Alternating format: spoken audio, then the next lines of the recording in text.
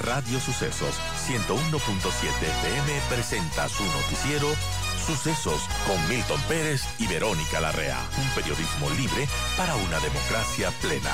Los hechos y las opiniones de los sucesos que marcan nuestro tiempo.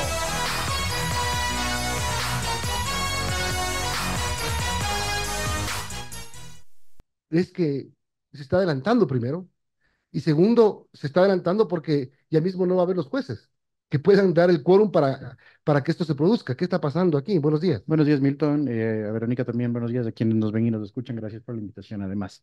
Bueno, lo que está sucediendo en este momento es que no estrictamente se está adelantando el proceso de selección del nuevo presidente. Lo que está haciendo la Corte Constitucional, la Corte Nacional de Justicia, perdón, es como que haciendo una previsión, porque recordemos que inclusive la Corte Constitucional en el año 2019, cuando se evaluó a través de una acción constitucional, en este caso la evaluación que tuvieron los jueces previo a la última renovación, dijo que no se puede frenar por seguridad jurídica la actividad jurisdiccional cuando no existen autoridades. Y eso parece que se les ha quedado a los miembros de la Corte Nacional de Justicia, entonces están haciendo este adelanto.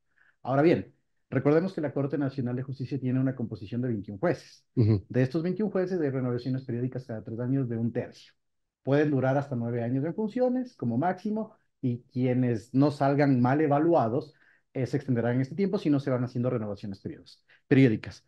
El doctor Iván Saquicela fue elegido hace 3 años, el 4 o 5 de febrero, Ujú. hace 3 años, y se le va a acabar en un par de días lo que va a suceder. Sin embargo, hay un tema. El Código Orgánico de la Función Judicial te dice que la elección de, en este caso, presidente de la Corte Nacional de Justicia, se prevé dentro de la primera quincena cuando se acaba el periodo de este O sea, evaluatorio. el 198 dice la primera quincena del periodo correspondiente, es Así es. decir, sería hasta mediados de marzo, Hasta mediados de perdón, marzo de de febrero. febrero, sí, Ujú. se podría elegir el presidente, pero ¿qué es lo que sucede? Recordemos que tenemos una composición un poco rara en este momento en la Corte Nacional de Justicia, y además con la decisión del Consejo de la Judicatura no existiría un quórum. Recordemos además que se requieren 12 votos para la selección del presidente de la Corte Nacional de Justicia. Y Porque 4 jueces van a dejar de ser van a dejar de ser jueces. jueces, exactamente, porque el Consejo de la Judicatura eh, revocó la resolución que se les hacía extensivos sus nombramientos con justa razón jurídica. Entonces, hasta que eso suceda y haciendo la previsión de no dejar en acefalía a la Corte Nacional de Justicia, creo que es un ejercicio sano lo que está haciendo. Porque te digo una cosa, Milton, no hay una norma previsoria de una prórroga, en este caso, del presidente de la Corte Nacional de No Justicia. podría decidir el Consejo de la Judicatura No, bajo hacer ninguna circunstancia. una, Bajo, una prórroga de sus funciones, o sea, no hasta el 2030, sí. sino hasta, no sé, hasta mediados de este año. ¿No se puede?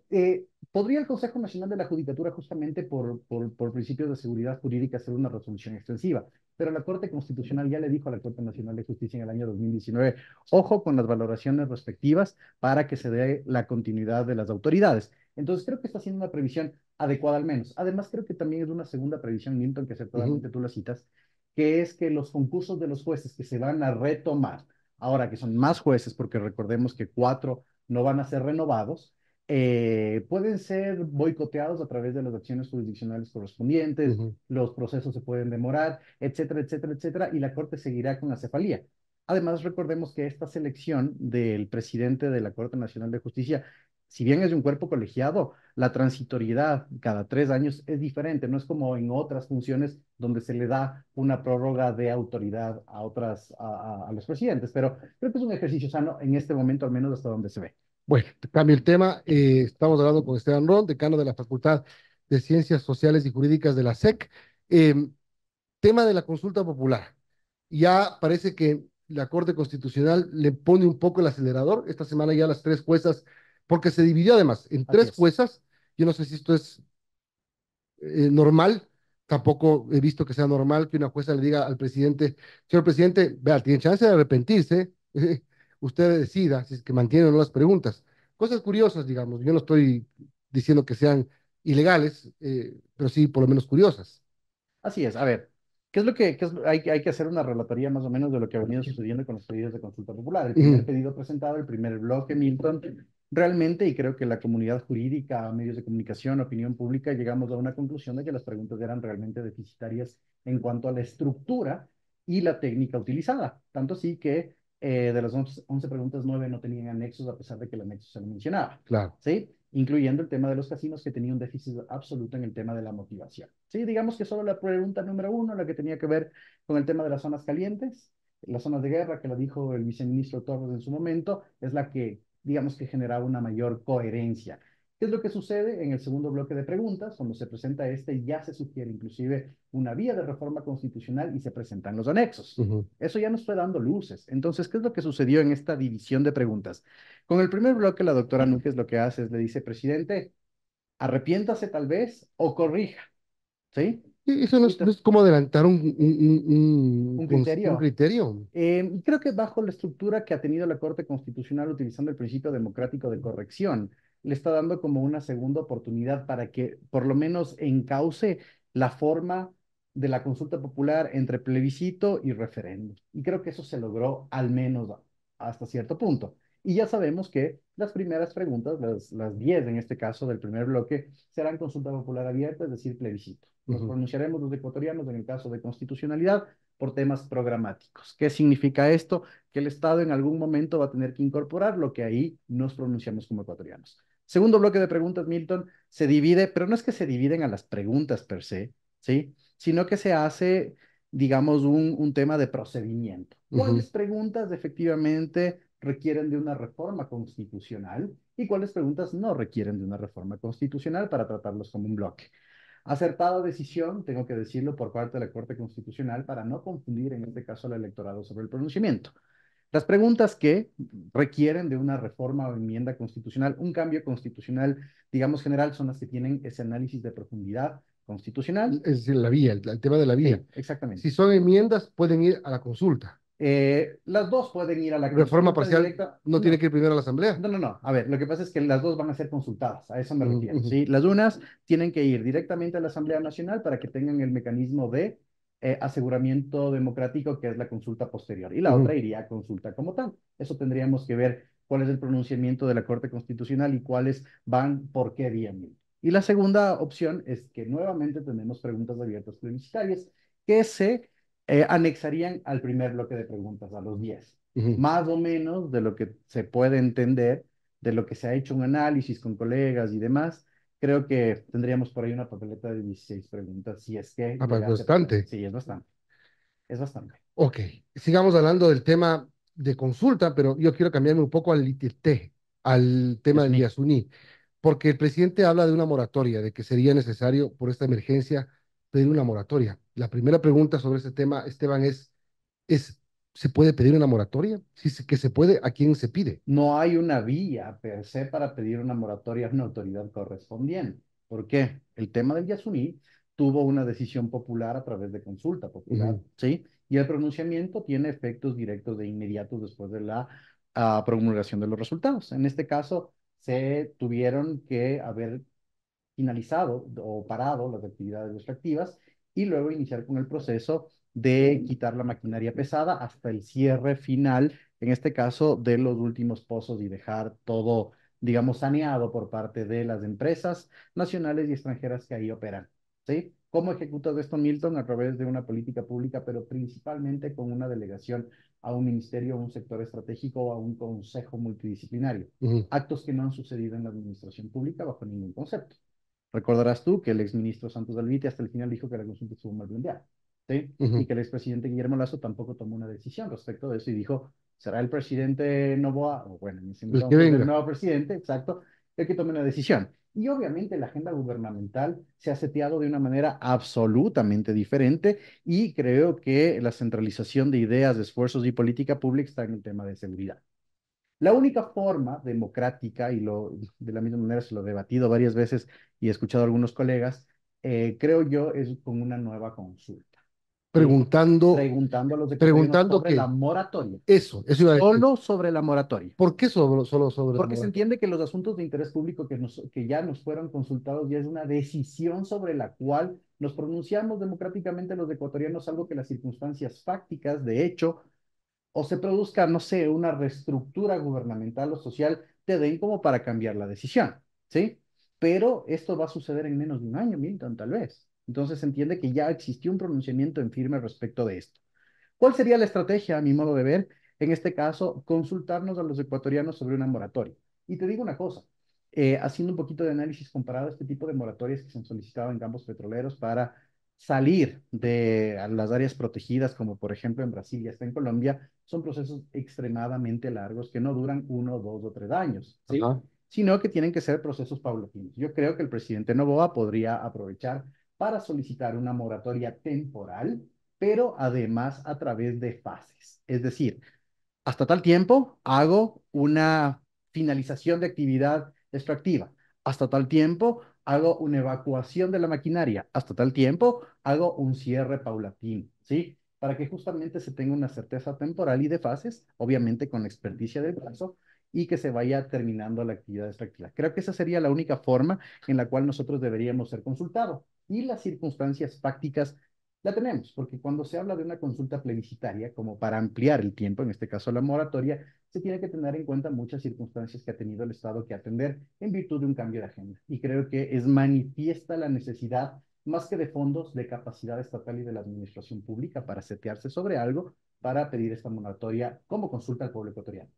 Y ahí no importa el plazo de la moratoria, puede ser un año, puede ser dos. Lo sano, como te decía, sería que el propio presidente la plantee con un estudio técnico, Ujú. ¿sí? Es decir, una moratoria por fases. Un año para la actividad extractiva.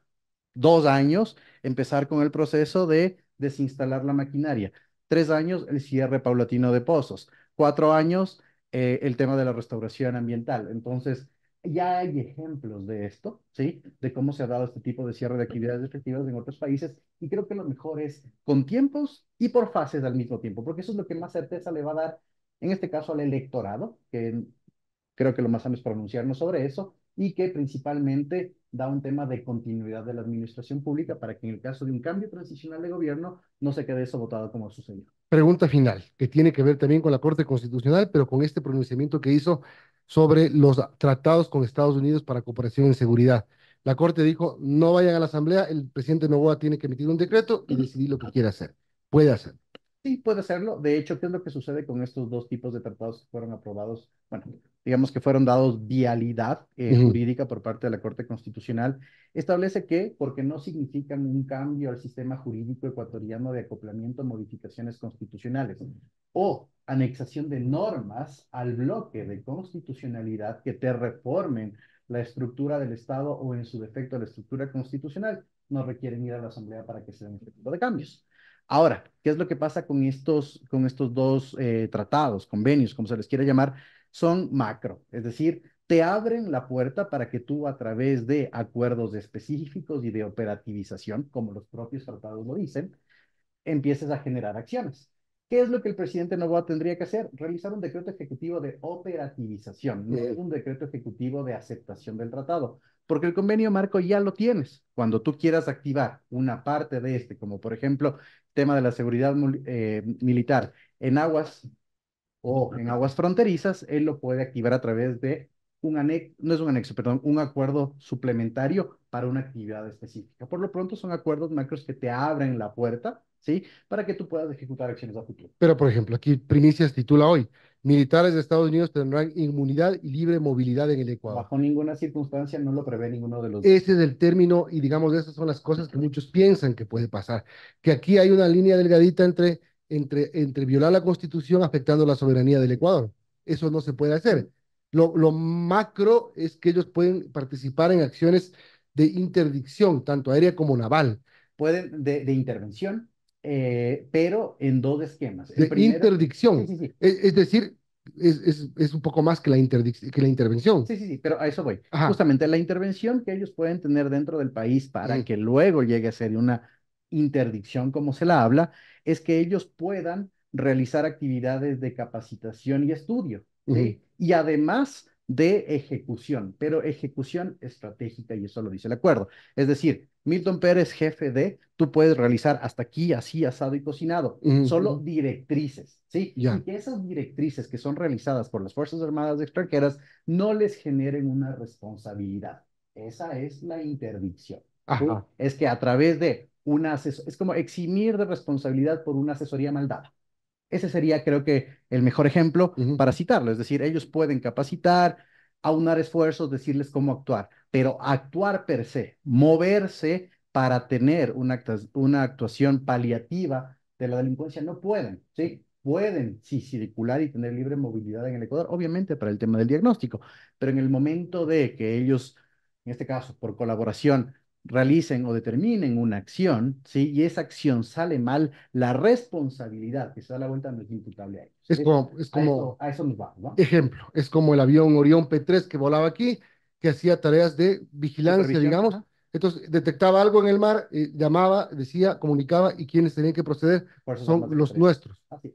Eso es lo que más o menos sigue Eso pasando. es lo que va a seguir pasando, solo que se hace extensivo a otro tipo de actividades que no solo tiene que ver con el espacio aéreo como fue en su O momento, sea, sino pueden venir barcos estadounidenses a nuestro mar territorial y hacer tareas de vigilancia. siempre y cuando se firmen estos acuerdos suplementarios que te digan, van a venir el barco Alfa, Beta, Sigma Ujú. y van a permanecer en el mar territorial ecuatoriano de tal, no sé, desde tal territorio hasta tal territorio en el mar y sus actividades serán ABCD, ¿sí? Es decir, una especificación absoluta para que obviamente las competencias de la colaboración internacional no se salga de las manos ni tampoco violen los principios soberanos ecuatorianos. Es una Ujú. tarea harto compleja y muy, muy técnica, ¿sí? Tienes que dejar hasta el detalle cada una de las operaciones y misiones que van a significar esta inmersión de estos cuerpos.